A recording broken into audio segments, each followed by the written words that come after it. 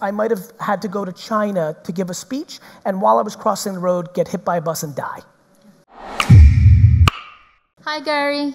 How are you? Good. Happy to see you. Thank you. I'm happy to see you too. Yeah, awesome. My name is Thea, and my question is, what would you recommend for the young people who are figuring out their thing in life, who are also overwhelmed by the number of things they try and the number of information and courses they consume? They need to play out the game of judgment. This is a game of judgment. It's not overwhelming if you didn't worry what anybody thought. Bless you. Cool. Can I take a photo of you, with you as well? Only if you sit with me on this question for a second. Okay, sorry. No, it's okay. Too excited. There is no right answer. People struggle with decisions without realizing they would never know what the other outcome would be. I make decisions every day in 1 second because I know that I won't know the other thing. Let me give you an example. I famously passed on Uber twice in the angel round from one of my best friends. The worst financial decision I've ever made.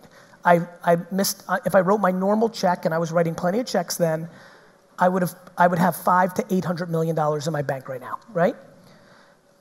It doesn't even cross my mind as a loss, because where I go in my mind, because this is how real life works, is if I did write that check, over the last 5 or 6 years, my brand would be even bigger, more known for such a great phenomenon. I would have been on different places, invited to different places. And in one of those times, I might have had to go to China to give a speech, and while I was crossing the road, get hit by a bus and die. No, I mean this. I'm fascinated by people's inability to not understand this shit is not binary, right? You might have picked the wrong person to marry, but the other person might have gotten cancer, and that devastation might have put you in life's depression. Like, there's so many variables.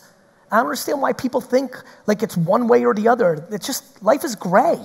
This shit is not black and white. It's easy to make a decision with all these choices and information. Pick one. Okay. Okay. Thank you. You can have a selfie now.